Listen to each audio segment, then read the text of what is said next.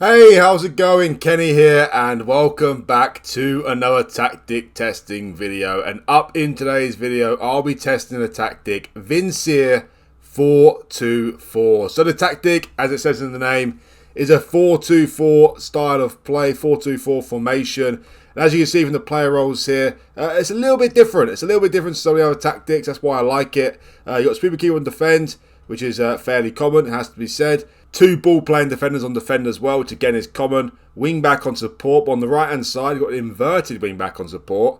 And then in midfield, only two midfielders. You've got a Segundo Volante on support and a Mazzala on support. But then on the wings, you've got an inside forward of attack on the left-hand side and a winger support on the right with two advanced forwards up front. So the mentality is attacking as well. So looking at it, it doesn't look too appealing to me at first.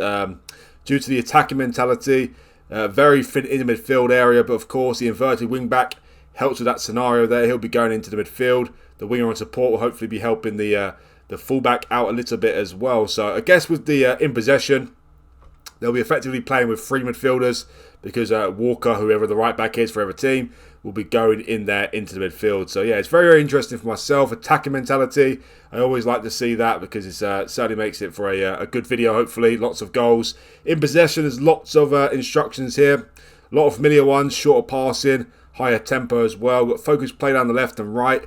Also overlap left and right as well. Run at defence and fairly wide attacking width. The in-transition instructions are very common in the other tactics I've seen before. You've got counter press, counter, distribute quickly and roll it out. And out of possession, you've got high press, stand in defensive line, trigger press much more often, and get stuck in mentality as well. So similar to the recent tactic testing videos I have done, I have tested this tactic out with every single Premier League club to get the most varied results as possible. With every single club, I selected use current match tactics, put the assistant manager in charge, and went on holiday for the season. Even though Man City are the team I'm looking at, I'll start off the video here with in terms of the tactical shape, doesn't necessarily mean they'll be featured in the video here today.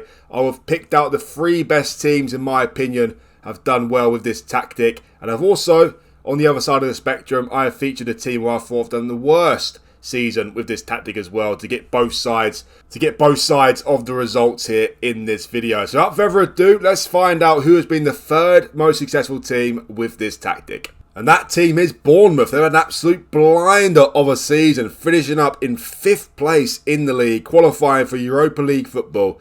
Just 2 points behind Man United as well in 4th place. It looks like they did quite a good battle to the end in terms of the top 4 race there. It looks like they've just finished up short as well, losing 2 of the final 3 games of the season.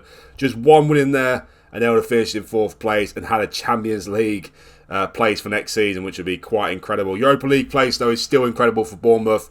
5th in the league is amazing. Not too many draws with this tactic for Bournemouth. 20 wins, which is very nice. Only 3 draws, though. All of them coming at home as well. 2 3-3s and 1 2-2 draw. They lost 15 games, which of course is high, but for Bournemouth you'd say that's maybe even low, to be honest. A +5 goal difference and 63 points. So the goal difference isn't amazing, but a lot of wins, 20 wins over half the games they won in the season. So yeah, all in all, you can't complain with their league campaign, really, can you? 5th in the league for Bournemouth, a team who in many people's eyes at the start of last season were the favourites to get relegated. No one gave them a hope in hell. Gary O'Neill did a great job, of course, only to get sacked coming into the season, which is very bizarre. But that's not my job to appoint the Bournemouth manager or keep the Bournemouth manager in charge. But yeah, 5th in the league for Bournemouth is pretty incredible. Well in the top 7 there. 12 points clear, or 10 points clear, sorry, of Tottenham in 8th place. And only 2 points behind Man United in 4th place. In the cup competitions, didn't do too well. Knocked down the 3rd round by Liverpool in the FA Cup. Knocked down the 4th round by Man United in the Carabao Cup. I think it's safe to say, though, that they had 2 very tricky games in those cup competitions, so it's hard to judge them on that basis. Anyway, let's check out the league table in full here. How many goals did they score? How many goals did they concede? Well, first thing I've noticed is Dominic Solanke has finished up as second top goal scorer in the league with 25 goals. Erling Haaland scored 47, but he kind of doesn't count, does he? So Solanke, in my opinion, got the top goal scorer Golden Boot because Haaland, we just have to write him off. We can't include him in the top goal scorer list, in my opinion. Solanke's had a blinder of a season. Also, Ryan Christie leads the assist charts as well with 14 assists. Also, not not as nice, but Jefferson Lerma with 14 yellow cards there as well, which is the most in the league. So let's check out the league table in full here then. Well, as I said, 20 wins for Bournemouth, 3 draws and 15 losses. Look at that though, look what I've just spotted. 82 goals for Bournemouth is very nice, but 77 goals conceded. That is high for any team in the league, let alone the team who finished 5th in the league. For comparison, they conceded just short of double the amount of goals that Man United conceded. The team finished 2 points above them for the season. So that is quite incredible, to tell you the truth.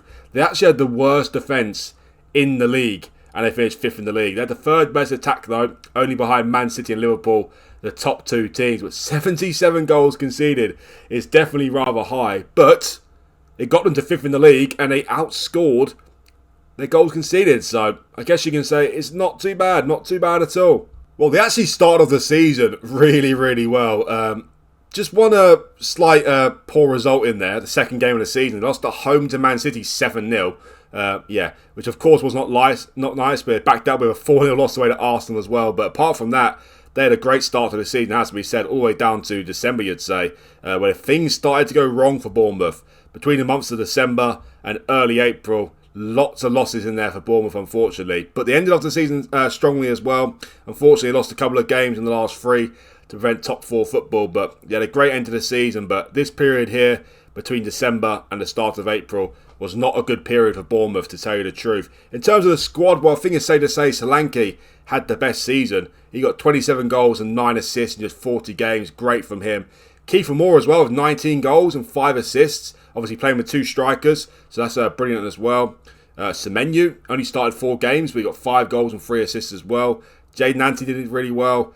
Atara did really well as well. Obviously, looking at the goals scored and the goals against, it's not too surprising that the attack have had a brilliant season and the lower average rating players are coming in the defence, such as Adam Smith, Chris Mepham, Lloyd Kelly, etc. So I guess with this tactic, it's certainly not going to be boring for you, even teams such as Bournemouth. I will say that I've tested it with every single team, and overall it's been quite a good tactic, to tell you the truth. It's been quite successful for most clubs, and for Bournemouth, they finished as high as 5th in the league, just missing out on Champions League football. They were, however, the worst defence in the league, but they scored 82 goals. Anyway, let's check out the next team in this video. Let's check out the team who had the second most successful season. Well, the team who had the second most successful season, in my opinion, has been Wolves. Before we get started with their results, though, guys, please remember that if you do like this video, hit that like button for me. If you're still watching at this point, then surely you must like the video a little bit. So do me a favour and hit that like button for me. And also, if you're new around here and you want to see more, do hit that subscribe button as well. It'd really help me out. And much appreciated. So Wolves had a blinder of a season. It's hard to top off Bournemouth, but Wolves have finished 2nd in the league. They came very close to being top of the list here. Once you see the team who are top of my list in the video, you could argue the case that Wolves should have been number 1st in the list. But we'll get to the next team in a second. But Wolves have had a, unbelievable season. They finished 2nd in the league with 76 points. But look at that as well, plus 51 goal difference. A plus 51 goal difference. Well, I can't see Wolves conceding 77 goals or anything close to that. Otherwise, they'd have to score just an unbelievable amount of goals, wouldn't they? Over 120 goals, and they conceded 77 goals. So, yeah, it looks like the defence has been a lot better for Wolves other than Bournemouth. But that's understandable. On paper, Wolves have got a better team than Bournemouth, although Bournemouth did finish 5th in the league, so they did pretty incredible. But Wolves not really too close to threatening Liverpool, to be honest. Liverpool have won the league by quite a distance, 14 points clear. They were, however, 8 points clear of Arsenal in 5th place and way clear of Leicester down in 8th place. So a solid top 4 team. As I said, that goal difference is crazy. Plus 51 goal difference is quite insane. Also, they got to the FA Cup final as well. They won the FA Cup. You might have seen Wolves as my top team in the video, but they finished runner-up, unfortunately. You get to see who they lost to in the final in a second. And the Carabao Cup, they knocked down in the 2nd round. But 2nd in the league for Wolves is, quite astounding, to tell you the truth. Well, Matheus Cunha was a top goal scorer, 21 goals in the league. Didn't put him in the top 3, though, but he still had a great season. Look at that. Erling Haaland, not top goal scorer. What on earth is going on? Ivan Toney outscored him by 5 goals. That is very bizarre. Very, very bizarre. But look at the average rating of the players here. Second and third in the list is Kaladzic with 7.52 average rating. A player I don't think we saw much of in real life. I'm pretty sure he got a serious injury as soon as he signed for Wolves. Maybe I'm wrong. Pedro Neto as well with 7.43. And look at that with the assist. Top 2 in the league as well. It's Pedro Neto with 13 and Sarabia with 12 assists as well. So, yeah, it looks like great going forward. Looks like the goals have been shared amongst the team. We'll check that out in more detail in a second. Let's check out the league table here then. Well, Wolves have scored 101 goals for the season. They've cracked the 100 goal mark, which is, of course, very, very nice. No one really came close to them, to be honest. Liverpool got 82 goals, so they scored 19 more goals than Liverpool. They did concede 50 goals, though, but that's quite a bit short, quite a lot shorter than Bournemouth 77, but still could be worked on. But as I said, with Bournemouth there, it doesn't really matter how many goals you're conceding if you're scoring 101 goals. They've scored double the amount of goals that they've conceded, so although it might look like it's quite high, 101 goals, certainly get the balance there, and a plus 51 goal difference, as I said, is pretty insane. Well, it's very insane for a team like Wolves, so that is absolutely fantastic. Well, a bit dissimilar to Bournemouth there. They actually had quite a poor start to the season. Well, I would say poor, but mediocre, I'd say. They started off with a couple of wins, but a few losses in the month of August there. Also, a couple of losses in a row to Leicester and Nottingham Forest. Lost away Liverpool 4-2 as well. A couple of draws in there. Lots of goals scored, though, as you can imagine. Beating Fulham away 6-3 is nice. Beating Newcastle at home 5-2 as well. It seems like the ending to the season for Wolves was, really, really good. Really, that's when it really came to life. The ending of the season, to be honest. They were really, really consistent after the World Cup and ended the season absolutely flying. Unfortunately, they had to face Man City in the FA Cup final, which is always going to be tricky, and they lost that final 4-2, so it must have been a great final again for the neutrals, and for the Man City fans, of course. But yeah, Wolves second in the league, plus 51 goal difference, 101 goals scored, and an FA Cup final. That is pretty incredible. Let's check out the best players of the season here. There's lots of players with a green rating. Well, Kaladzic actually had a fantastic season. He scored 21 goals and got 9 assists in just 25 starts. He was absolutely flying. Pretty sure he starts off with an injury as well. No, he doesn't start off with an injury, sorry, but he just wasn't a key player for the season, which is very bizarre. 21 goals, 9... We did start quite a lot of games, to be fair, so maybe I'm talking nonsense there. 21 goals, 9 assists for him. I did say the goals probably would be shared around a little bit, since there's no top goal scorer in the top 3 there. 12 goals and 15 assists in just 22 starts for Pedro Neto. 26 goals and 8 assists for Cunha in 38 games. You got 18 goals for Jimenez as well. 11 goals and 14 assists for Sarabia. 8 goals and 11 assists for Nunes as well. It's just going forward was just absolutely fantastic for Wolves. So many goals shared between the team. So many assists between the team as well. It was just a free-for-all basically, which is pretty incredible. Max Kilman as well. He got a green rating as a centre-back, so defensively did much better than Wolves, even though he didn't do incredibly well. The other centre-back, Nathan Collins, let Kilman down a little bit though with 6.74 average rating. But Wolves with this tactic, 101 goals scored, plus 51 goal difference. Second in the league and an FA Cup final. That is pretty good. Anyway, only one more team to go. But before we get started with a team who's had the best season, in my opinion, with this tactic, let's check out the other side of the spectrum. And let's check out a team who had the worst season with this tactic.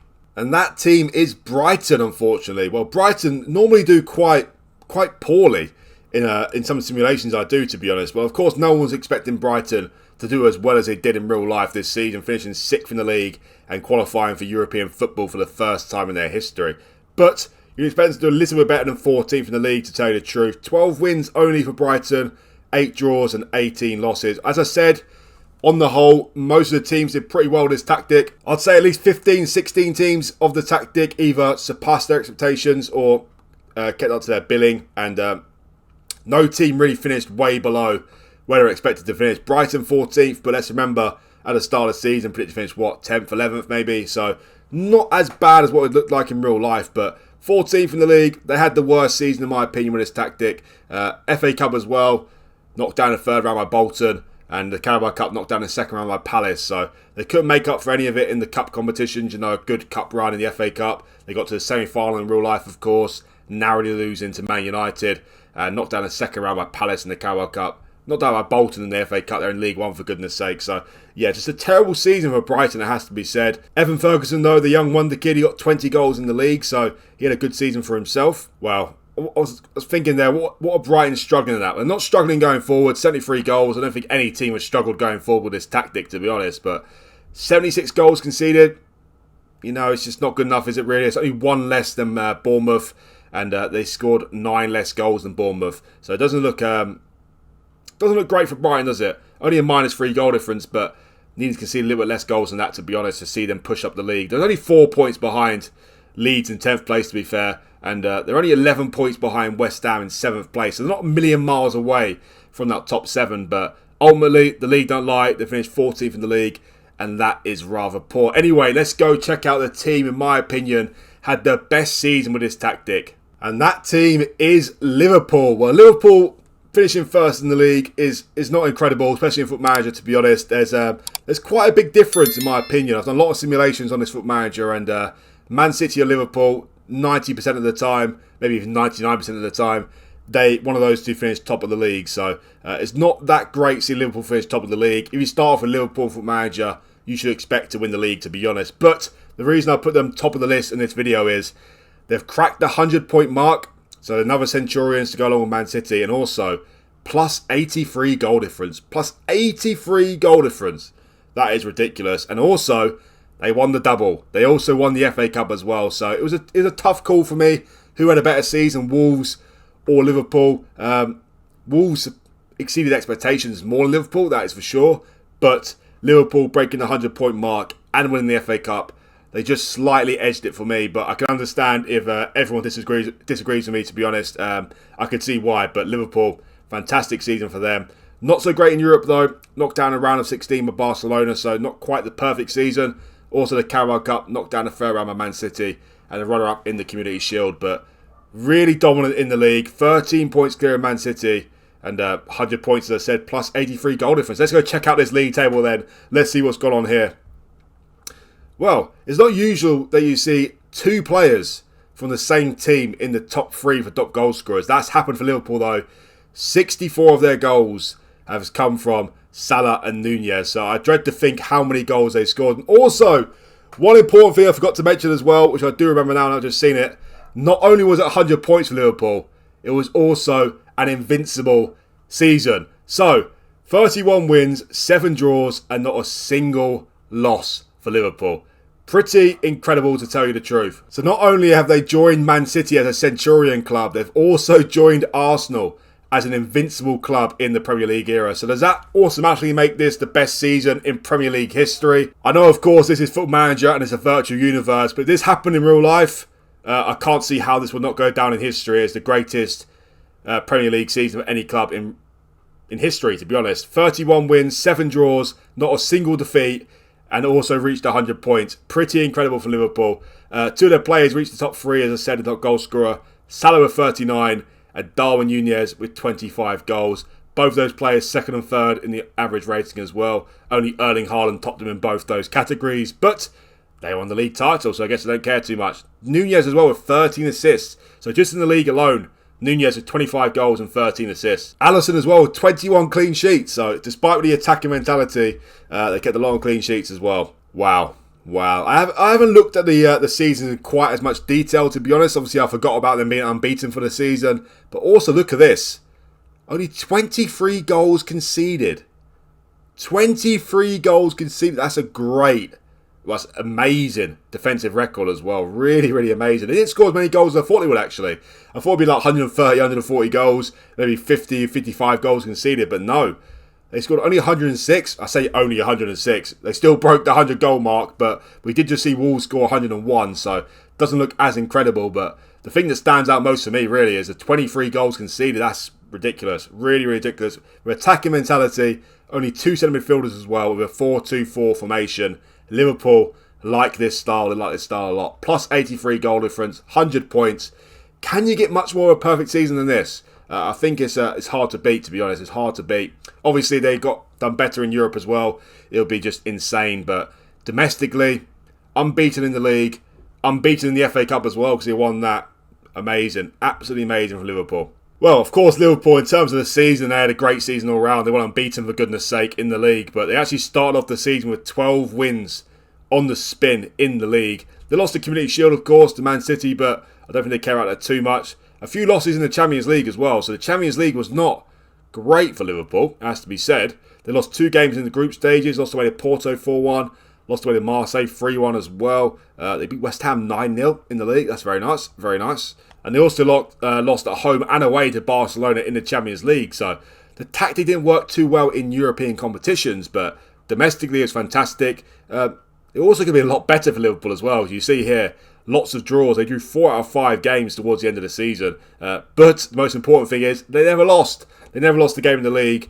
And they beat Leeds in the FA Cup final 1-0 as well. A Salah penalty in the 94th minute. How devastating that must be for the Leeds fans. The apparent best fans in the world. No debate whatsoever, according to the Leeds fans at least. But anyway, Liverpool with a fantastic season. Unbeaten in the league. 100 points. Over 100 goals. And the FA Cup as well. Well, this is it's going to be quite hard to look at, to be honest. Who was the best player of the season? Well, Salah. 52 games he started. 54 goals. And 12 assists.